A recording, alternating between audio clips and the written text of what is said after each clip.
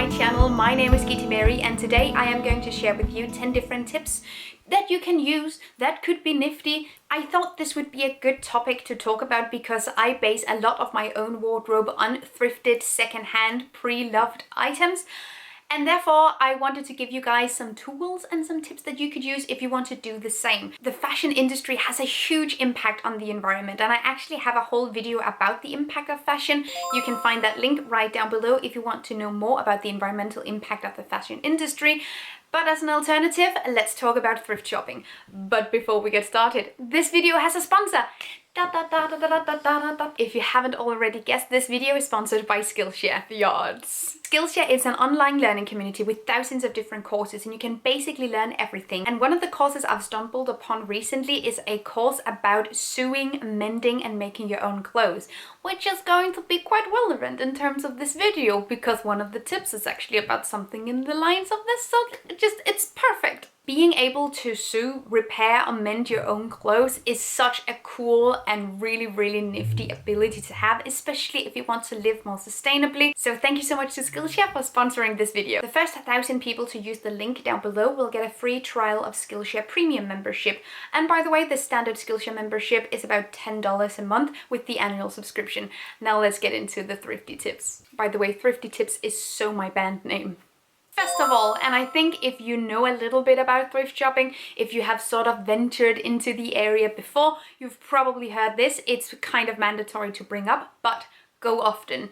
Check your thrift shops often. Because there's no standard selection in any thrift store, what you will be able to find will depend largely on how much you go, what kind of thrift store it is, where it's located. And one of the key things to being sure that you get good things or you make great bargains is by going there often. Usually what I do is that when I run my errands, when I go grocery shopping, any sort of thing where I venture out into the world, whenever there's a thrift shop in my path, I will usually go in, just take a look, scout everywhere, just see if I can find anything. Just, you know, keep tab on what is in the thrift store. Then you will also sort of figure out when new things are coming in, when they're updating things, when they're taking things from the storage and putting it into the store. You will sort of get the thrift shop's routine down if you go often. Number 2 is download secondhand and thrift shop apps on your phone.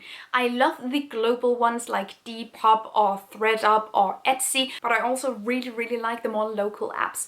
In Denmark and like in the Nordic countries, we have Sadar, we have Tees, we have Trend Sales, all that kind of stuff, and you can find tons of good stuff. I can also really recommend checking out Facebook Marketplace now and again, because there's also tons of good stuff on there. Number 3, decide what you want and act accordingly. If you like the treasure hunt of secondhand shopping, if you like going in without a specific plan and really open-minded, then go thrift shopping. But if you're looking for something very specific, like a specific size, a specific brand, a specific color or style, then I would go for the secondhand apps because you can sort of tailor and filter your searches to look for only shoes in a certain size, only pants in a certain size. So if you are looking for more specific things, thrift shops and charity shops perhaps is not necessarily as much your thing as secondhand apps would be. With charity shops, thrift shops and even vintage shops, you do need to be a little bit more open-minded, perhaps not have a plan at all, sort of just going in with a let's see what we find here, and perhaps you find nothing, or perhaps you find something you will wear every day for the rest of your life. It's a gamble, you guys. Browse both the men's, women's and children's sections in thrift shops, in secondhand shops, in vintage shops.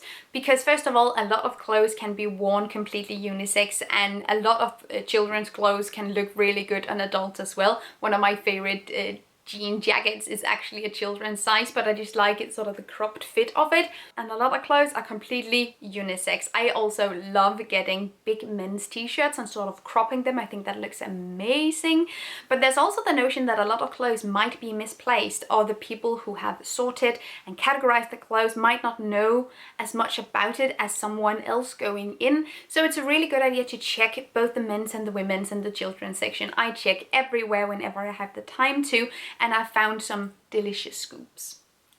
Perfect. For actual shops, you know, physical shops, Don't be in a hurry once you go in. Take your time to go through everything, especially if you want to go through both the men's and the children's and the women's section. But take your time and just, have fun with it. It's really difficult to sort of center yourself and focus on the task at hand if you're in a hurry. Generally, this also relates to not treating secondhand shops and charity shops as actual stores like department stores, because the experience are so vastly different, and where it can be much easier to navigate an actual department store because there is a system in place, because you can see all the styles, because the clothes are kind of similar and they're different sizes. You don't have the same option in thrift shops. So it's a really good idea to have a lot of time to be able to go through the stuff and also to be able to try the things on. Train your eye to spot the good stuff.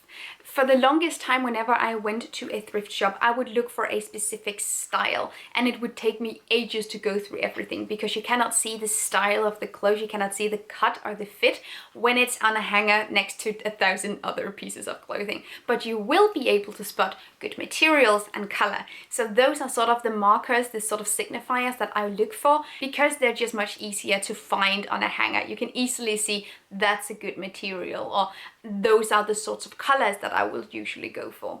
Over-consuming is still over-consuming even when it's secondhand. Of course, there's not necessarily the same environmental impact. That's just a waste of money, and it's also kind of a waste of clothes, because someone else could have bought it and they would perhaps have worn it all the time. So be sure that the things that you buy, you're still really, really into, things that you can use a lot of times, things that are versatile or perhaps even trans-seasonal. And don't buy tons of stuff that doesn't really fit you and that isn't really your style just because it's cheap.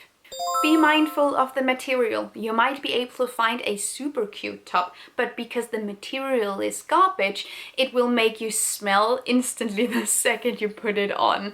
Whereas good materials won't do that. So investing, even in thrifted things, investing in good materials is also investing in a wardrobe that you actually like. The thing with good materials is that you can also both tailor, repair, and alter them. And that is also a really, really good idea to be able to in a sustainable wardrobe. And in context of altering, having just basic to moderate sewing skills is a really, really nifty thing, also when it comes to secondhand shopping. I cannot tell you the amount of times that I've bought something and I've felt the style is cute, the color is amazing, the material is nice, but it doesn't fit me absolutely perfectly. It could just be taken in a little bit, and then we go home and then we take it in a little bit so it fits my body perfectly. Yeah, I used to do this because I have basic to sewing skill, but Jens is a straight up 10 out of 10 when it comes to sewing skill, so he does most of the sewing at this point. But it's a really, really nifty ability to have, because it just gives you tons more options also when it comes to thrift shopping, because you will be able to see the opportunities even if the clothes doesn't fit you absolutely perfectly right away. It might be able to later. Of course, the amount of clothes that will be available to you in thrift shops will change a lot depending on the area of the thrift shop, of the style you're choosing, and of your body type. There are tons of variables that can make thrift shopping easier or harder for people. But the selection in thrift stores will definitely also be dependent on the location of the thrift store. If you like fancier things, then go to a thrift store within a fancier neighborhood and you will be able to find fancier things. And if you have trouble locating the right size, then perhaps go for online secondhand shopping, where you can look specifically for your size and your measurements. I have found trousers in thrift shops that fit me perfectly, but that is a unicorn in thrift shop. That happens so rarely. And I have two types of jeans that I wear usually, and they're both thrifted, and it's absolutely mind-baffling to me that I found them, because that doesn't really happen a lot, because my hips are kind of wide, but then I am also small. So when I have to look for trousers and jeans, I usually go online and I look up my exact measurements. I've also done this thing where I go to fast fashion shops and I try on some jeans to check out what my actual size is, and then I go home and I look up the size online. But there is definitely something for most people, so don't write off all secondhand shops, all thrift shops, all pre-loved apps because you haven't found anything for you yet, because you might be able to later.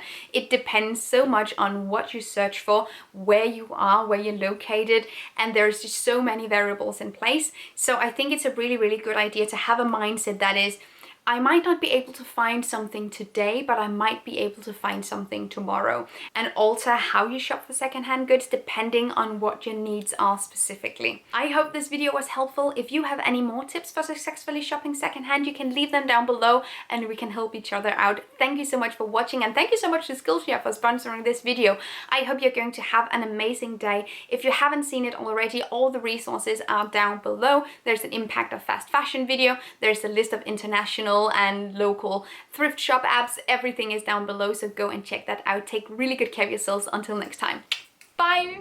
Thank you so much for watching this video, and also a special thank you to my Patreon supporters. You guys help me create green, zero-waste content, and I love you guys. You can find the links to my social media accounts down below and the link to my Patreon on this screen.